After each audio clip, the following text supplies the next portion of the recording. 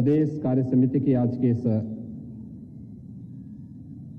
समापन समारोह में मंच पर उपस्थित राष्ट्रीय अध्यक्ष महिला मोर्चा श्रीमती बनाथी श्रीनिवासन जी, भारतीय जनता पार्टी के प्रदेश के अध्यक्ष माननीय श्री स्वतंत्र देव सिंह जी, महिला मोर्चा के प्रभारी श्री विजय बहादुर पाठक जी,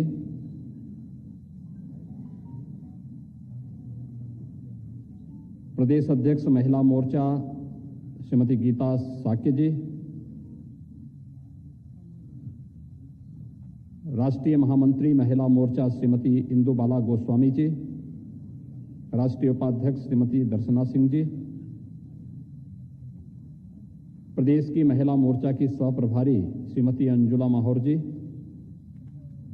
आज के इस महिला मोर्चा कार्य समिति की आज के इस बैठक में, इस सम्मेलन में उपस्थित महिला मोर्चा से जुड़ी हुई सभी प्रदेश के कोने कोने से उपस्थित सभी महिला मोर्चा से संबंधित बहनें, मैं आप सबके इस पूरे सम्मेलन में प्रदेश की राजधानी में आप सब उपस्थित हुए हैं, आप सबका हृदय से स्वागत करता हूं, अभिनंदन करता हूं।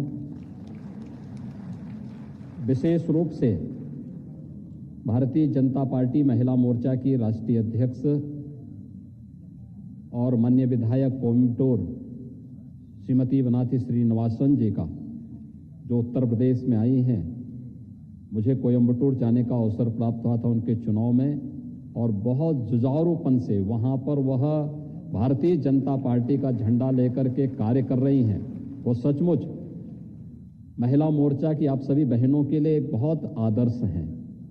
विपरीत परिस्थितियों में वहां कार्य करती हैं, जहां संगठनात्मक ढांचा ना के बराबर है, जहां पर कोई सपोर्ट नहीं मिल पाता है, किसी भी प्रकार की कोई स्थिति नहीं, वहां पर अकेले भारतीय जनता पार्टी के लिए जूझने वाली, बार बार लड़ने वाली एक वीरांगना के रूप में वहां पर सिंघनी जैसी दहाड़ वहां पर विरोधियों के सामने करती है। आज हमारे प्रदेश उत्तर प्रदेश में आई हैं और आप सबका उन्होंने मार्गदर्शन किया है।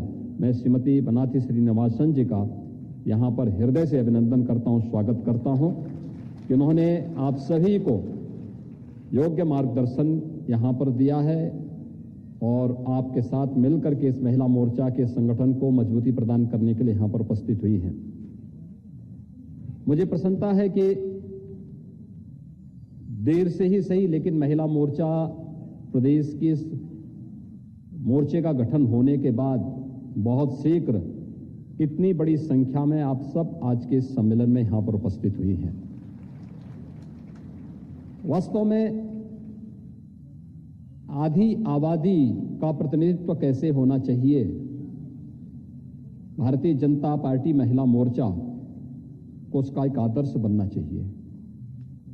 महिला मोर्चा के पास बहुत बड़ी जिम्मेदारी है। आप सब जानते हैं, प्रधानमंत्री मोदी जी ने 2014 में देश के प्रधानमंत्री पद का शपथ ग्रहण करने के बाद देश के राजनीति के एजेंडे की धुरी को बदला। इससे पहले जाति, मत, मजहब, क्षेत्र और भाषा के आधार पर चलने वाली देश की राजनीति प्रधानमंत्री मोदी जी के आने के बाद वह देश के अंदर उन अनछुए पहलुओं को लेकर के तैयार हुई जो इस देश के गांव से होकर गरीब से, किसान से, महिलाओं से और नौजवानों से संबंधित थी। और आपने देखा होगा जितनी भी योजनाएं बनी वे इन सभी को केंद्र में रख करके बनाई गई। राजनीति के एजेंडे की धुरी बदलने का कार्य अगर देश के अंदर आजादी के बाद किसी ने किया है तो वह नाम है प्रधानमंत्री के रूप में श्री नरेंद्र मोदी। और मोदी जी के नेतृत्व में जो काम आज देश के अंदर हुआ है या हो रहा है, वह एक नए भारत की तस्वीर हम सबके सामने प्रस्तुत करता है, जिसमें गांव अपने आप में स्वावलंबी होगा, जिसमें गरीब अपनी उस बदहाली से ऊपर उठ करके समाज की मुख्य धारा के साथ जुड़ता हुआ दिखाई देगा, जिसमें एक किसान पलायन का रास्ता नहीं बल्कि आत्मनिर्भर भारत के मार्ग का अनुसरण करते हुए लोगों के सामने एक आदर्श बनता हुआ दिखाई देगा, जिसमें एक महिला इस लघु नहीं बल्कि समाज का नेतृत्व करने वाली होगी। और आपने देखा होगा प्रधानमंत्री मोदी जी के आने के बाद, अभी हाल ही में आपने देखा होगा, पहली बार सुप्रीम कोर्ट में 3 जजेज महिला हुई हैं। सबसे अधिक राज्यपाल अब तक की भारत के इतिहास की सबसे अधिक राज्यपाल प्रधानमंत्री मोदी जी के कार्यकाल में हुई हैं, और ये सभी महिलाएं, ज्यादातर महिलाएं हुई हैं। आपने देखा होगा समाज के विभिन्न तबके में आज भी देश की वित्त मंत्री एक महिला के हाथ में है। वित्त मंत्रालय भारत का पिछले कार्यकाल में आपने देखा होगा देश की रक्षा मंत्री के रूप में एयर स्ट्राइक की कार्रवाई कैसे होनी है, यह एक महिला किस रूप में कार्य करती थी। विदेश मंत्री के रूप में श्रीमती सुषमा स्वराज जी का नेतृत्व इस देश ने देखा है। लोकसभा की स्पीकर के रूप में एक महिला नेतृत्व कैसे दे सकती है, श्रीमती सुमित्रा महाजन जी ने वह नेतृत्व देश को दिया, संसद को दिया। तो स्वाभाविक रूप से नेतृत्वकर्ता के रूप में महिलाएं होंगी, और इस देश का नौजवान भी किसी से पीछे नहीं होगा। वह जॉब सीकर नहीं बल्कि जॉब क्रिएटर होगा। प्रधानमंत्री मोदी जी ने जब देश के सामने इस प्रकार का एक एजेंडा प्रस्तुत किया, तो देखते ही देखते भारत की तस्वीर बदलती हुई दिखाई दी। बेटी बचाओ बेटी बढ़ाओ का अभियान रहा हो, या फिर आज जीवन के प्रत्येक क्षेत्र में महिलाओं के द्वारा किए जा रहे नेतृत्व का मामला, हम सब अपनी बातों को उस प्रखरता के साथ समाज के सामने नहीं रख पाते हैं, या समाज में उस तबके के लोगों को आगे बढ़ाने में मदद नहीं कर पाते हैं। अन्यथा 3 तलाक की कुप्रथा से सैकड़ों वर्षों से भारतीय नारी तड़प रही थी। 3 तलाक की कुप्रथा से उसे मुक्त करने का काम भी प्रधानमंत्री मोदी जी ने किया, और हमारा दायित्व बनता है हम उन सभी बहनों को अपने साथ जोड़ें जिन्हें इस कुप्रथा से और इस प्रकार की रूढ़िगत दुष्प्रभावों से मुक्ति मिल करके आज इस समाज की मुख्य धारा के साथ जुड़ करके राष्ट्र निर्माण की इस प्रवर्तमान अभियान में वे सहभागी बन सकती हैं। उन सबको जोड़ करके हम एक बड़े कार्यक्रम को आगे बढ़ा सकते हैं।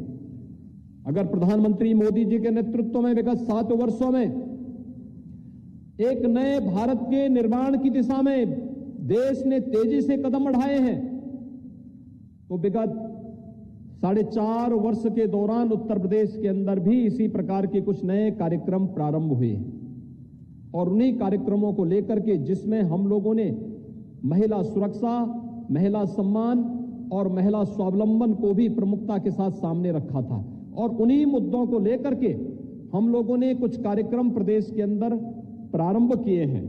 महिला मोर्चा का कार्यक्रम है, आपके द्वारा प्रचार प्रसार के माध्यम से उन सभी योजनाओं को सामने रखने का प्रयास होगा। जनता के सामने, समाज के सामने आपको जाने का अवसर प्राप्त होगा। स्वाभाविक रूप से उस समय के लिए आपके पास उन सभी मुद्दों की जानकारी होनी आवश्यक है जिसको लेकर के आधी आबादी को आप प्रतिनिधित्व दे सकें, बता सकेंगे, पार्टी के साथ जोड़ सकेंगे, उनके लिए सम्मान से एक नया रास्ता आगे बढ़ाने का तैयार कर सकेंगे। इस विश्वास के साथ महिला उत्तर प्रदेश महिला मोर्चा की इस प्रदेश कार्य समिति की ये बैठक के समापन का एक कार्यक्रम यहां पर संपन्न होना चाहिए। खासतौर पर अभी हाल ही में पंचायत के चुनाव संपन्न हुए हैं। आप सब जानते हैं कि देश के अंदर महिलाओं को आरक्षण देने की मांग होती रही है। त्रिस्तरीय पंचायत में 33% आरक्षण की व्यवस्था दी भी गई है, और आरक्षण की व्यवस्था पंचायत चुनाव में दे जाने के बाद इस प्रक्रिया को कैसे आगे बढ़ाया गया। अगर उत्तर प्रदेश के अंदर आपने देखा होगा कि सर्वाधिक सीटें, चाहे वह जिला पंचायत की अध्यक्ष की रही हों या फिर प्रदेश के अंदर ब्लॉक प्रमुख के, इन दोनों स्थानों पर 54% और 56% महिलाएं ब्लॉक प्रमुख और जिला पंचायत की अध्यक्ष बनी है और आप सबको उनको अपने साथ जोड़ना चाहिए। ये 54 और 56% का जो आंकड़ा है 50% को अपने आप ही पार करता है और 50% की इस आधी आबादी आधे से अधिक नेतृत्व करती भी पंचायत त्रिस्तरीय पंचायत में दिखाई दे रही है। अगर वहां पर बेहतर परिणाम आते हैं तो आगे का ये मार्ग अपने आप ही खोलने का एक रास्ता तैयार होता है और इसलिए उनको पार्टी के साथ जोड़ना, पार्टी की गतिविधियों के साथ उन्हें सक्रिय रूप से सहभागी बनाना और फिर उनके माध्यम से समाज को एक यशस्वी नेतृत्व प्रदान करना। अगर एक कार्यक्रम आप सभी लोग महिला मोर्चा प्रदेश के अंदर वर्तमान में कर दे तो आपकी आधी से अधिक समस्या का समाधान स्वतः होता हुआ दिखाई देगा, क्योंकि जो जिला पंचायत अध्यक्ष हैं, जो ब्लॉक प्रमुख हैं, वे संसाधनों से भरपूर होंगी और उनको अगर आप पार्टी साथ जोड़ेंगे तो उस संसाधन का उपयोग पार्टी के साथ जोड़ करके आप पार्टी को और मजबूती प्रदान करने में अपना योगदान दे सकती हैं। सबसे पहला कार्य ये आपको वर्तमान में करना होगा। इससे पहले 2018 में जब प्रदेश के अंदर हम लोगों ने स्थानीय निकाय के चुनाव किए थे, जिसमें महापौर और नगर पालिका परिषद और नगर पालिकाओं में चेयरमैन के चुनाव थे, इसमें भी महिलाओं ने बहुत अच्छा प्रतिनिधित्व किया था, अच्छी सीटें प्राप्त की थी। हमारा प्रयास होना चाहिए उन लोगों को भी हम अपने साथ कैसे जोड़ सकें, उन लोगों को साथ में लेकर के अगर वे सभी मेयर या चेयरमैन या पार्षद, ग्राम प्रधान, क्षेत्र पंचायत समिति के सदस्य, अगर इन सभी को आप जोड़ेंगे एक बड़ी संख्या आपके पास हो सकती है और उस बड़ी संख्या को अगर भारतीय जनता महिला मोर्चा के द्वारा अपने साथ जोड़ करके प्रदेश के अंदर एक बड़ा संगठन खड़ा करना है। आपको संगठन ऐसा खड़ा करना है कि हम देखेंगे कि स्वतंत्र देव जी भारतीय जनता पार्टी के पास ज्यादा संख्या होती है, महिला मोर्चा के पास ज्यादा संख्या होती है और ये संख्या जब आमने सामने दिखाई देगी ताकत, तो मुझे लगता है कि आपको प्रतिनिधित्व करने से कोई रोक भी नहीं सकता है। जीवन के हर क्षेत्र में आपके लिए ढेर सारी संभावनाएं दिखाई देंगी।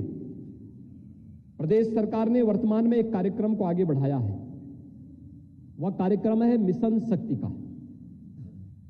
मिशन शक्ति ये प्रदेश के अंदर बेटियों की, बहनों की या महिलाओं के लिए, उनकी सुरक्षा के लिए, उनके सम्मान के लिए और उनके स्वावलंबन के लिए, सुरक्षा, सम्मान और स्वावलंबन को लेकर के प्रदेश सरकार वर्तमान में मिशन शक्ति के एक बृहद अभियान को लेकर के चल रही है। इसमें गृह विभाग काम कर रहा है, इसमें महिला और बाल विकास विभाग कार्य कर रहा है, इसमें प्रदेश के वे सभी विभाग एक साथ कार्य कर रहे हैं, जिसमें महिलाओं से संबंधित उन सभी योजनाओं को इसके साथ जोड़ा गया है। और इसमें सबसे पहला कार्य थानों में और तहसीलों में हम लोगों ने किया। एक पीड़ित महिला प्रदेश के अंदर या कहीं भी देश के अंदर कहीं भी पहले अपनी शिकायत नहीं कर पाती थी। आज आप देख सकते हैं कि कोई महिला जा रही है, उसको अपनी सुरक्षा पे कहीं खतरा दिखाई देता है तो 1090 को वो कॉल कर सकती है। 1090 के माध्यम से पुलिस की PRB 112 उसकी सुरक्षा के लिए हमेशा हर जगह उसको तैयार मिलेगी। इसके लिए प्रदेश के अंदर हम लोगों ने 4600 से अधिक गाड़ियां पहले से तैनात करके रखी हुई हैं, जो जाकर के किसी भी बेटी को, किसी भी बहन को हमेशा सुरक्षा प्रदान कर सकती है। 1090 इसके लिए तैयार है। घरेलू हिंसा से कोई महिला परेशान है, 181 पर कॉल करके वहां पर हम रेस्क्यू वैन के माध्यम से या फिर उसके माध्यम से हम कॉल करके सुरक्षा प्राप्त कर सकते हैं कि अगर घर के अंदर किसी महिला के साथ अत्याचार हो रहा है, इस पर भी सुरक्षा का एक प्रावधान वहां पर किया गया है। इसके साथ ही फिर भी अगर कोई और भी आगे बढ़कर के कार्य करना चाहता है, मुख्यमंत्री हेल्पलाइन 1076 इसके लिए एक नंबर हम लोगों ने ये भी एक हेल्पलाइन जारी कर रखी है। IGRS में भी अपनी कंप्लेंट कोई लिख के भेज सकता है। लेकिन इस सब के बावजूद भी अगर उन्हें इन सभी पर कॉल करने पे परहेज है और वह थाना जाना चाहती है, तो प्रदेश के अंदर हमारे पास 3537 थाने हैं। इन 1537 थानों में हर थाने में एक व्यवस्था बना दी गई कि एक महिला बूथ होगा और उस महिला बूथ में महिलाओं के लिए बैठने की व्यवस्था होगी। वहां पर एक महिला अधिकारी हर समय मौजूद रहेगी। वहां पर सीसीटीवी कैमरे लगे रहेंगे। वहां पर कागज और पेन रहेगा और महिला अपनी शिकायत को वहां पर आराम से लिख सकती है, महिला अधिकारी को दे सकती है। एक समय सीमा के अंदर महिलाओं की समस्या का समाधान उस महिला पुलिस अधिकारी को करना होगा। यही स्थिति सभी 350 तहसीलों में कर दिया गया। और यही नहीं, अब तो एक नए दूसरे चरण में, जब मिशन शक्ति के दूसरे चरण में हम लोग आए हैं, इसमें एक और व्यवस्था बना दी गई कि प्रदेश के अंदर महिला बीट अधिकारी, यानी जैसे पहले प्रदेश के अंदर महिलाओं की पुलिस में भर्ती नहीं थी, बहुत कम थी। हम लोगों को प्रदेश के अंदर महिलाओं की प्रदेश में पुलिस की भर्ती करनी थी, तो मैंने अनिवार्य रूप से कहा, मैंने कहा 20% उसमें बालिकाएं भर्ती होनी चाहिए। और 20% बालिकाओं की भर्ती का परिणाम क्या निकला? आज हमारे पास प्रदेश के अंदर 30,000 महिला पुलिसकर्मी हैं, 30,000 महिला पुलिसकर्मी। और इन महिला पुलिसकर्मियों को पहले 2-3 वर्ष तक पुलिस के अधिकारी कोई काम नहीं देते थे। कार्यालय में उनसे काम लिया जाता था, कंप्यूटर पे ही वे काम करती थी।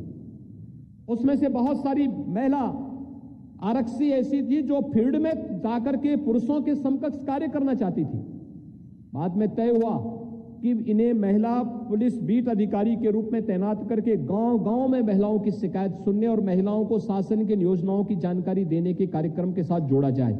और आज वे सफलतापूर्वक 10,000 ऐसे केंद्रों में जाकर के नियमित रूप से प्रदेश के अंदर गांव में हो या शहर में महिलाओं की समस्याओं का समाधान वहीं पर करने का कार्य कर रही है। मिशन शक्ति के इस कार्यक्रम के साथ ही हम लोगों ने वे तमाम कार्यक्रम जोड़े हैं जो महिलाओं के स्वावलंबन से जुड़ी हुई भी है। हम सब जानते हैं कि एक बड़ी आबादी महिलाओं की ऐसी है जो अपनी घर गृहस्थी के कार्यक्रम का जिम्मा स्वयं अपने ऊपर लेती है।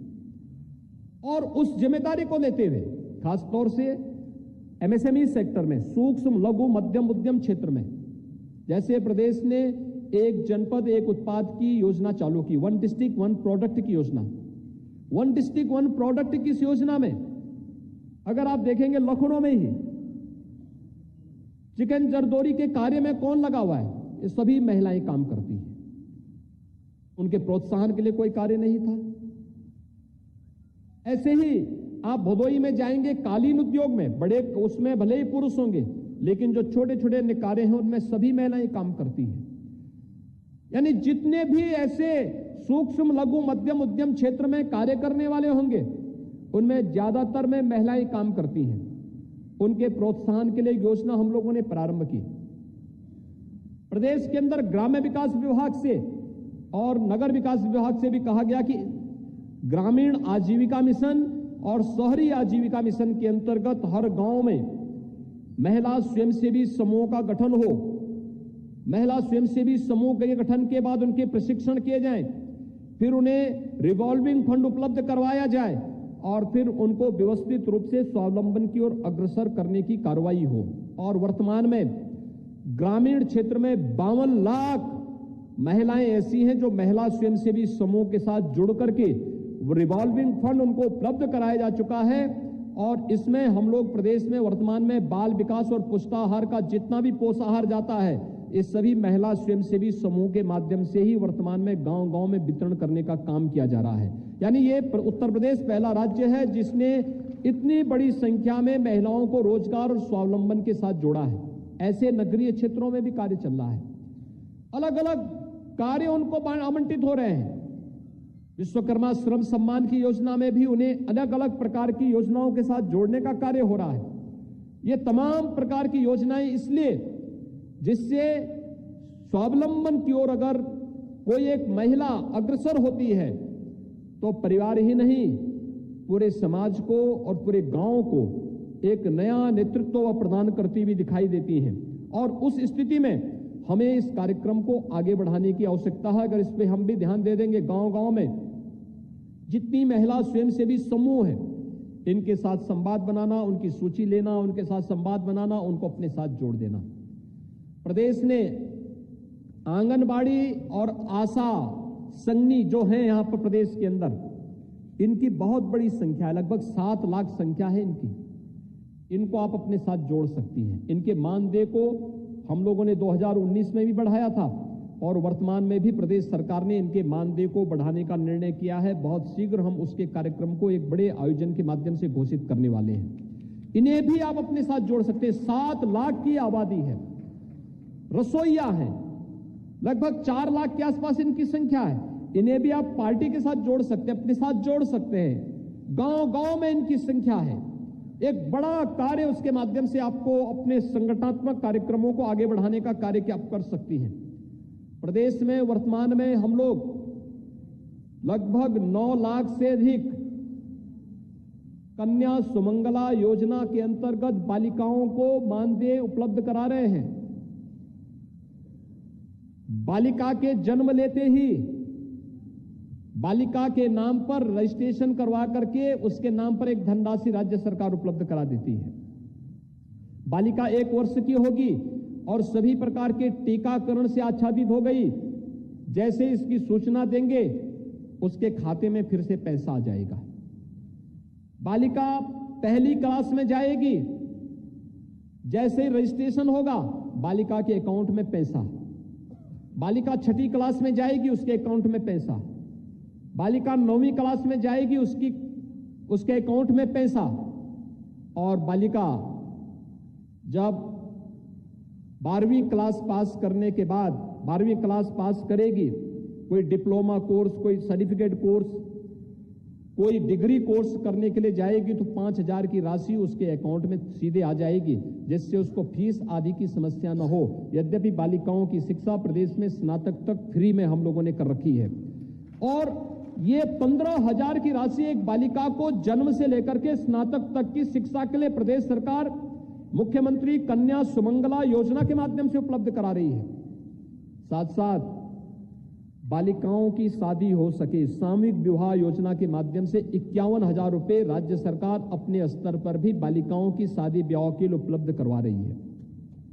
अब तक 2.25 लाख बालिकाओं की शादी इस योजना के अंतर्गत संपन्न हुई है। हम इन सभी योजनाओं के माध्यम से अगर उनको जोड़ सकेंगे, कितना बड़ा कार्य हो सकता है। कितनी गरीब कन्याओं को जो दहेज के कारण जिनकी शादी नहीं हो पाती थी और बहुत बार कन्याएं आत्महत्या करने के लिए मजबूर होती थी, आप लोग बहुत बड़ा संबल बन सकती इन योजनाओं के माध्यम से उन लोगों तक पहुंचा करके।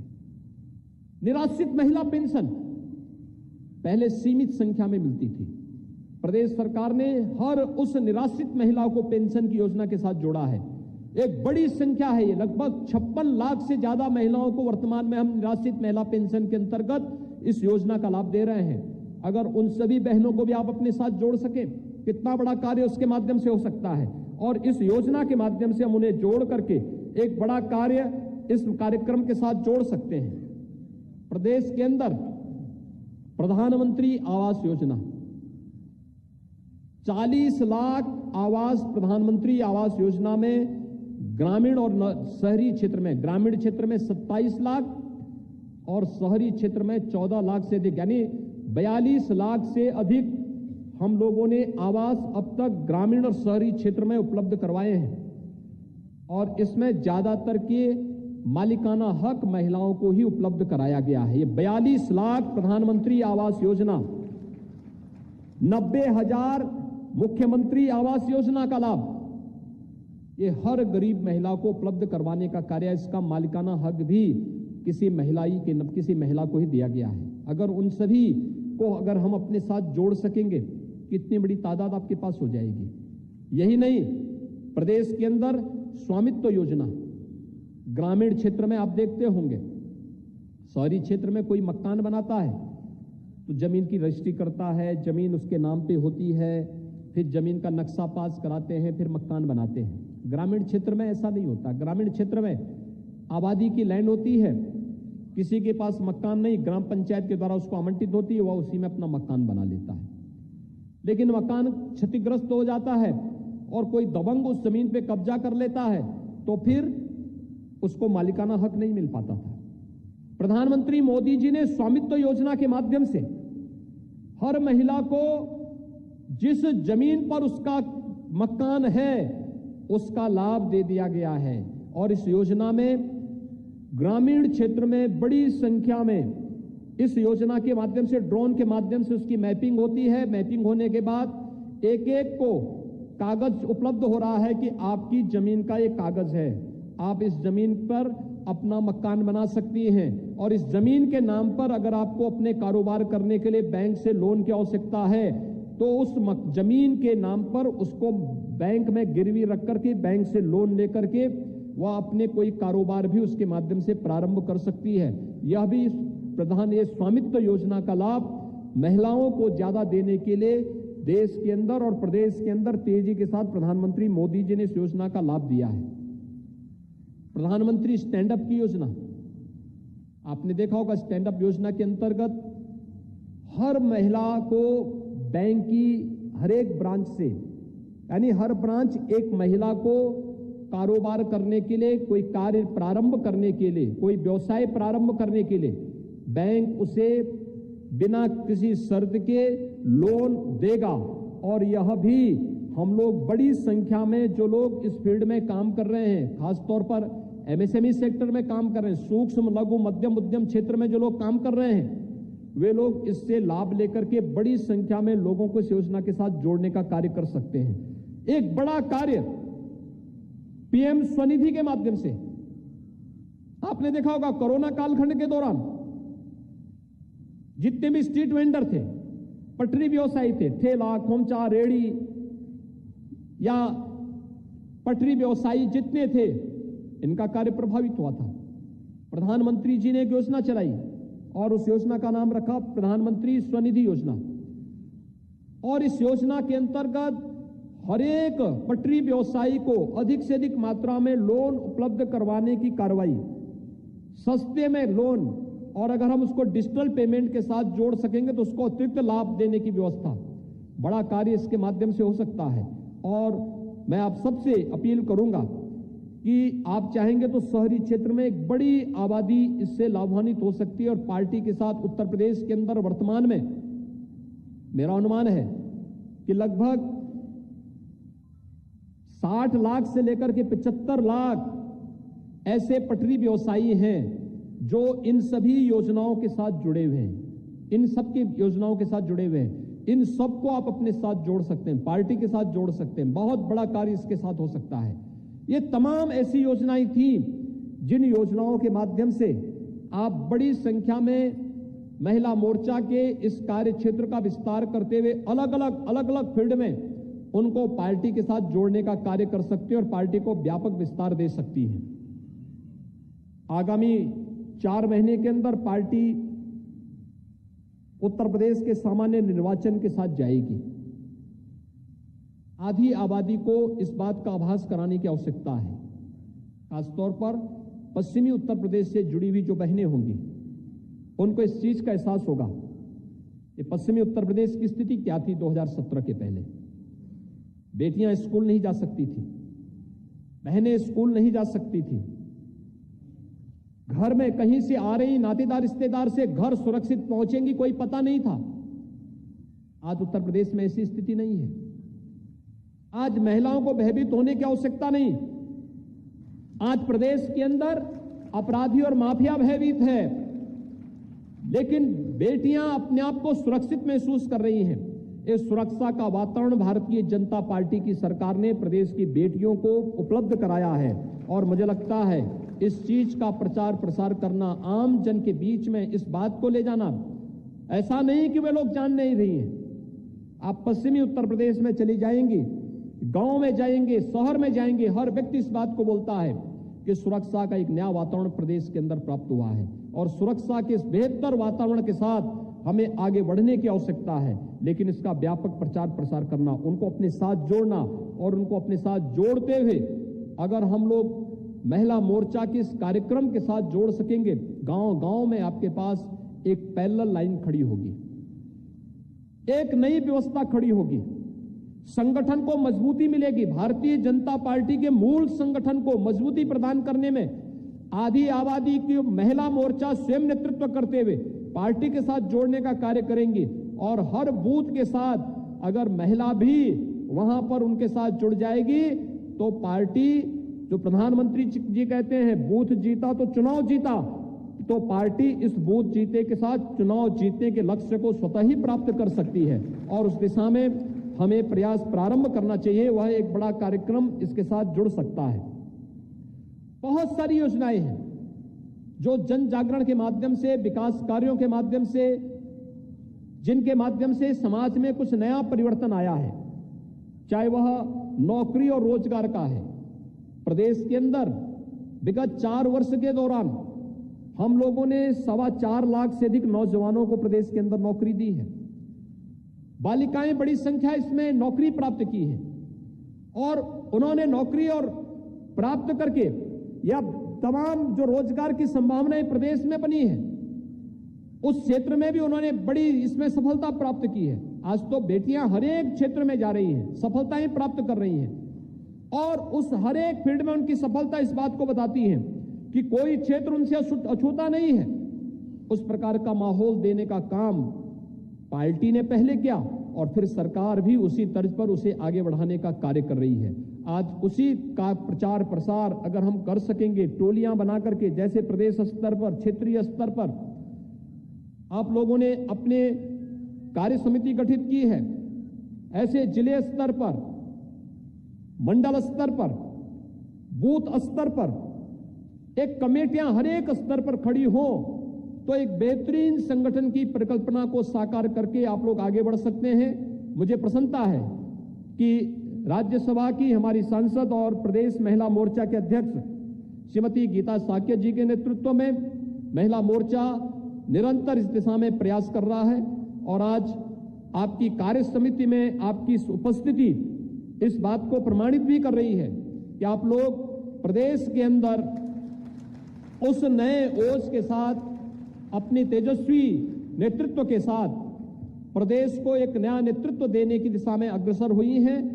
आपके नेतृत्व में महिला मोर्चा निश्चित ही प्रदेश के अंदर संगठन का एक नया ढांचा खड़ा करते हुए आगे बढ़ने का कार्य करेगा।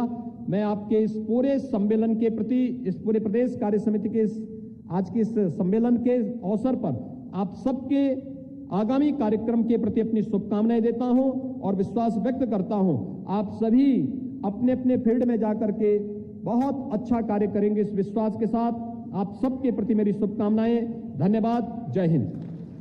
बहुत बहुत धन्यवाद आदरणीय मुख्यमंत्री। Subscribe to our channel by clicking the subscribe button. Click the bell button and enjoy the latest uploads from our channel.